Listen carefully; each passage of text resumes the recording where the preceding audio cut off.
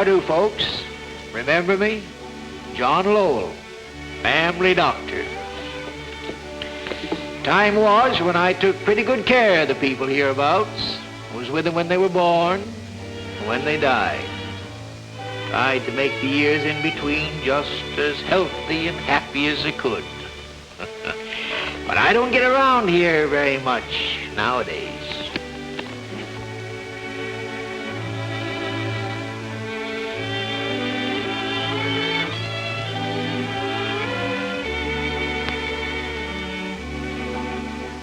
I guess maybe you're wondering what I'm doing here now. Well, it's like this. I've been wanting to drop in on Planville again, visit some of the folks, sort of see how the old world's getting along.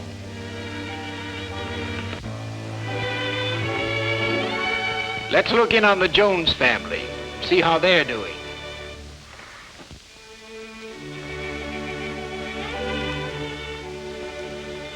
You know them, don't you? They're your neighbors. Could be yourselves. This is Henry Jones.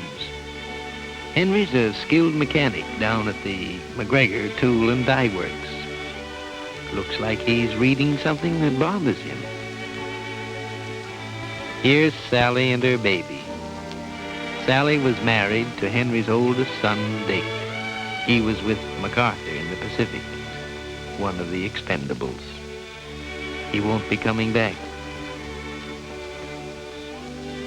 And here's my old friend, Deborah Jones, Henry's mother. I knew Debbie when she was in pigtails. Still got that saucy gleam in her eye, though, and that stubborn chin. Forever talking about the good old days. Just won't give in to admitting how much better things are today. Hello, hello, hello. This is Jolly Charlie again with a brand new tune. Speak of moonlight. Turn that thing off. Now, Henry Jones, we let you read your newspaper in peace. You let us enjoy our radio. All right, Mother. Anything to keep the peace. But it hurts. That was my favorite announcer, and he always plays the records I like. Yes, Granny. Hi, everybody. Hello, honey. Where are you working today, Grace? At the high school, Sally. Dr. Johnson's finishing up the students' physical examinations. Bill's going to help, too. That accounts for your high spirits. What'd you say, Granny? Oh, shut that thing off. Nobody can hear me. I said you're merry as a cricket because Bill McGregor's going to be with you today. Now, Granny, you know Bill has nothing to do with it. Gracie is there because she loves her work. Oh, yes? I suppose it's just one of those things. Gracie taking a job in a hospital where Bill's an intern. You know very well I like my job, Granny. It's swell being a part of such wonderful work. And those health records I've been keeping of the school kids' exams, that's health in the bank, Granny. They pay real dividends. Well, I do declare. What are the examinations for? Is there some kind of an epidemic in town? Goodness, no. We don't wait for epidemics, Granny. We try to prevent them. Well, in my day, we didn't go to a doctor until we were really sick. That's just the point. You can't tell whether or not you're really sick. That's up to the doctor. That girl has a lot of sense, Mother. You shouldn't belittle her interest in her work. Now, where is that boy? Late again. Peter! Peter! Oh, Okay, I'll make it. We have a date this afternoon, haven't we, Dickie boy? We're going to go to the clinic and see that everything's all right. Every little finger and toe and eye and ear and that new tooth. I think it's all stuff and nonsense taking the baby to the clinic every month. If he were my baby, I'd never take him there at all. Being pawed over and bounced around by a lot of doctors and nurses and all sorts of people. Why don't you go down to the clinic and see for yourself what it's like, Granny? Who, me? Deborah Jones go to a clinic? Watch it, Granny. You'll get high blood pressure. High blood pressure.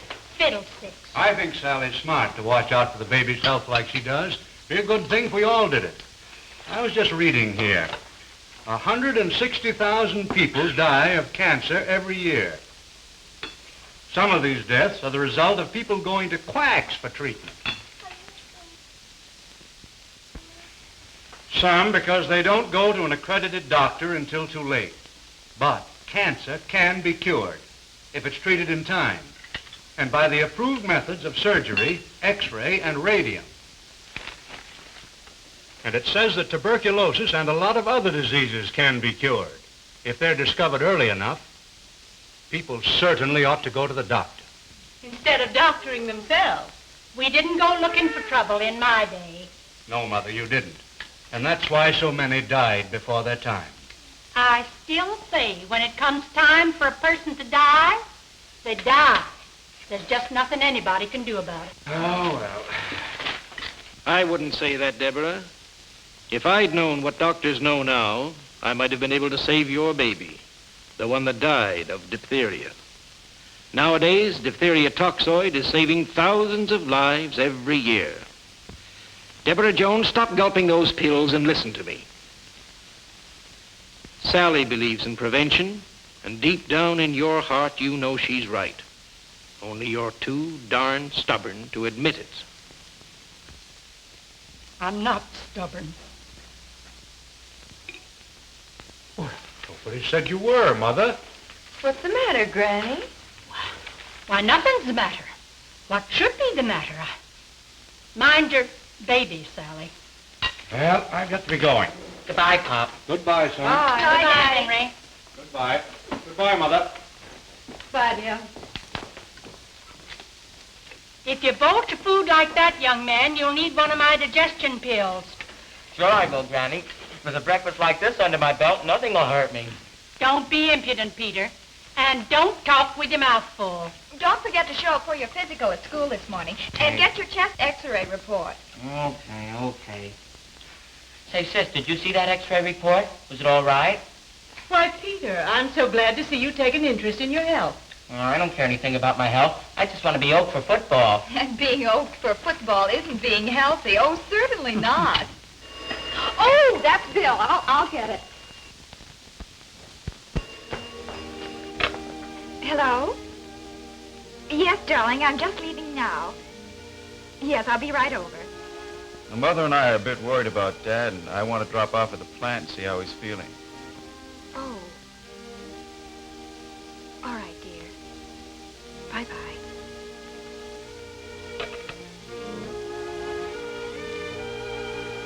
Bill's worried about his father. He's going to get the plant doctor to sell him the idea of a checkup. I hope it's nothing serious. Well, I hope not. I'll ask Bill about it when I see him.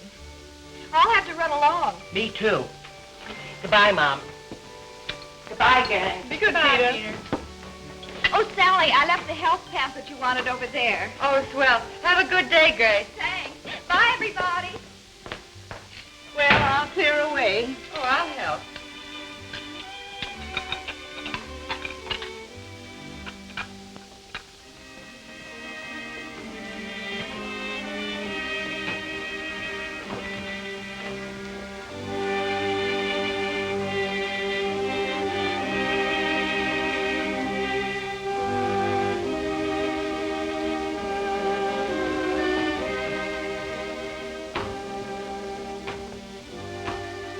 Wouldn't want to come to the clinic with Dickie and me today, would you?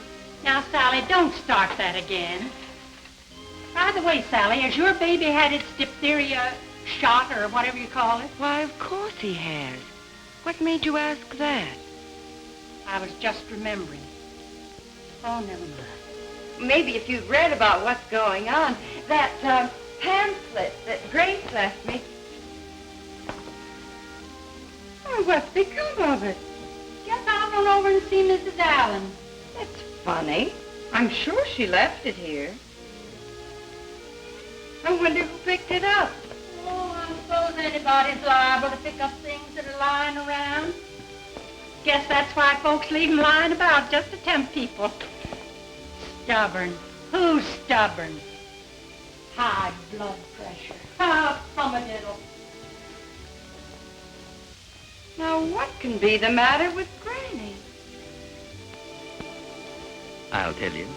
The matter with Granny is that the old hard shell seems to be softening up a bit. She's always been so sure of herself, but it isn't her pills that keep her going. It's the walk she takes, the food she eats, the cap nap she has after lunch.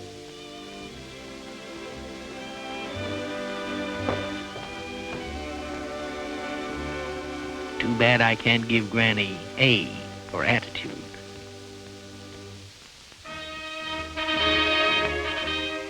Now for a look at the younger generation. Here's a mighty fine school health service. These Planville doctors are certainly doing a grand job. Periodic checkups like these give them a chance to prevent illness instead of half a chance to cure it. Bright youngster this, but lately she's been falling behind in her work. Now the mystery's solved. Jane needs glasses. Tommy once had rheumatic fever. Growing pains, some folks call it. But the wise ones, like Tommy's mother, send for the doctor. And that's why Tommy's all right now. Bill McGregor is responsible for a mighty important part of the checkup. Teeth certainly get a lot of care these days, and that's as it should be. And our young friend, Peter Jones. Wonder if he'll make out all right. Everything's fine, Pete. And the chest x-ray, too? I'm glad to see you weren't worried about it. Some of the other boys who had a positive tuberculosis test got all excited. Why should I get excited? You told me that didn't mean I had TB, just that I needed a chest x-ray to make sure. Good boy, Pete. I wish everyone would listen to us carefully and get the facts right. So I can go out for the team? You certainly can. Too bad Grandpa Jones didn't live to see Peter make the team. But Grandpa died of TB. Didn't even know he had it until it was too late.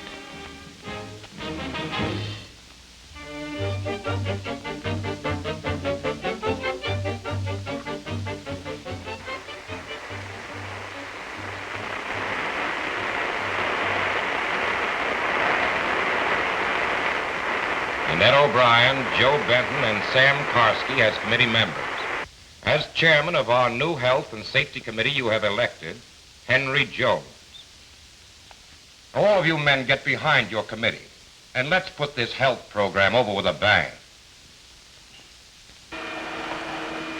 How are you, Jones? How are you, Doctor? It's a real job, and I know you can handle it. Let's go in and see the big boss.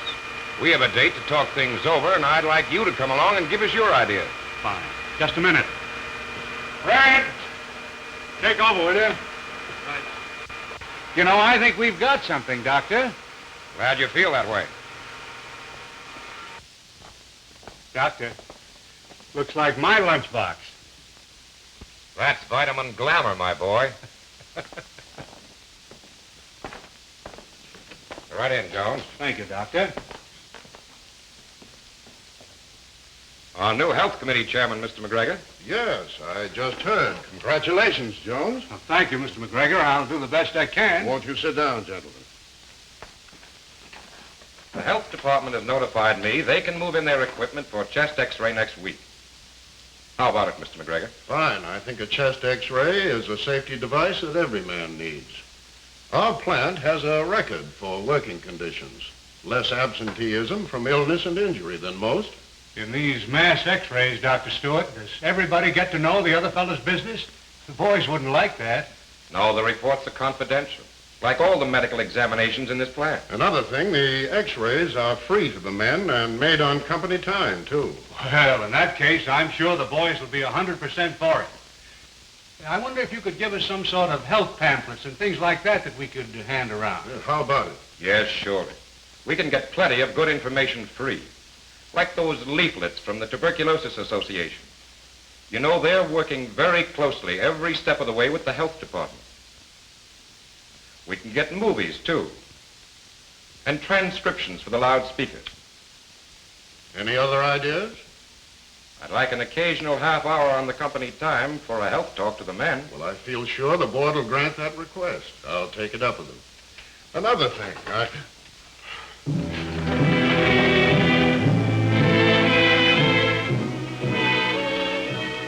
Better call an ambulance, Jones. Hello, operator. Call an ambulance, quickly. Yes, sir. Don't worry, Dad. You're going to be all right. Tell me I have coronary heart trouble. What does that mean? Coronary heart trouble? Well, without getting too technical, it simply means that your coronary arteries have hardened up a bit. When that happens, the heart muscle gets less blood. Not enough food and oxygen. I thought that happened to old men. I'm only 48. You're in the prime of life. But this kind of heart trouble hits hardest at men around your age. Am I all washed up, Doctor? No, of course not. But you're going to have to stay right where you are for a while and obey orders. It's not going to be quick, and it's not going to be easy to get you back on your feet again. You've got to get your mind off the plant and stop worrying. Cheer up, young fella. You've got all the specialists in the hospital and your own son to look after you. Remember now, take it easy.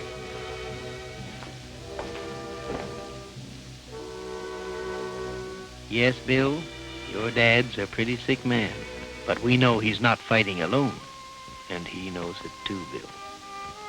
And you've got this up-to-date hospital with its modern blood bank, its life-saving medicines, new as today's arrivals. Physical therapy at its latest and best.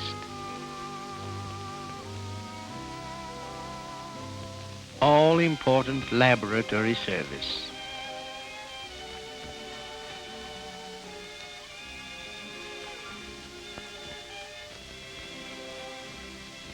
X-ray that looks inside the body and takes the guesswork out of diagnosis.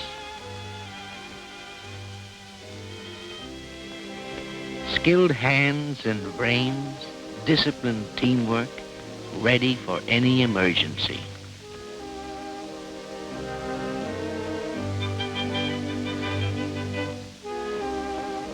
How's your father, Bill? It's going to be a long, hard pull, Gracie.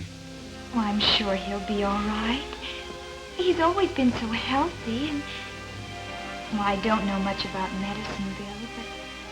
Oh, please don't think I'm just being a little dumb, Bill. You're being just swell, Gracie. It means a lot having you here with me now. You know I love you, Bill. I'm glad I can be here, close to you and your father, when you need me. So am I, honey. Why, that's Granny, going into the clinic with Sally and the baby.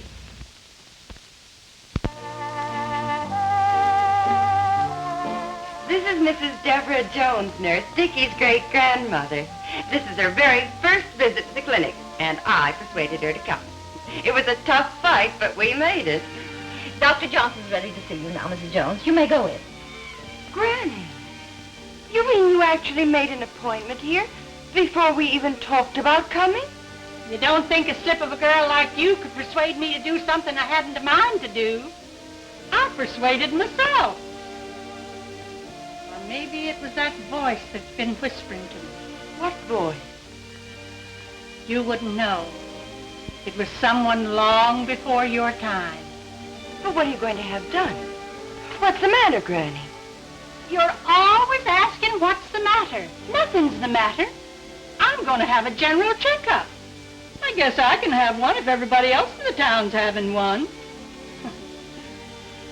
I'm not as stubborn as you think. But I never said you were, Granny.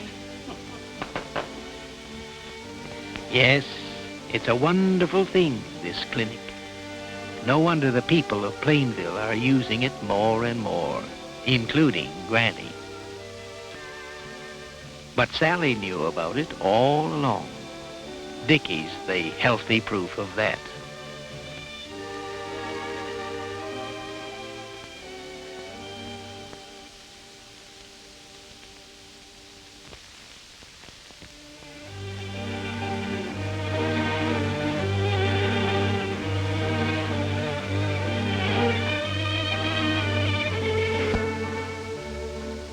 Do you take your baby regularly to the physician or the well baby clinic? Yes. Has every member of your household had a recent physical examination, including a chest x-ray? Yes. Even Granny.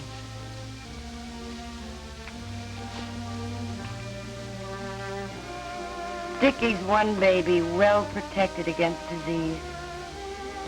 He's going to be healthy, wealthy, and wise.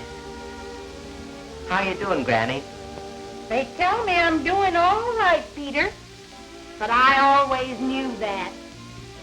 You won't catch me winding up with too little too late. It can't happen to me.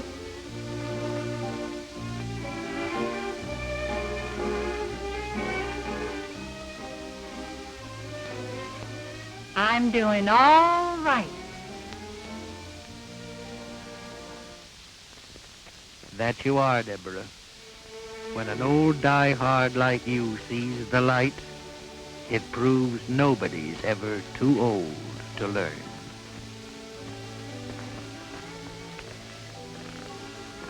You know, doctors have found out a lot of new things since my day. Yes, sirree. Nowadays, they can prevent illness. Of course, they can't do it alone. They must have your help. That's why the ones who give me hope are the young folks. Grace and Bill, Sally and young Peter. They're learning that health is a personal responsibility, and they're doing something about it.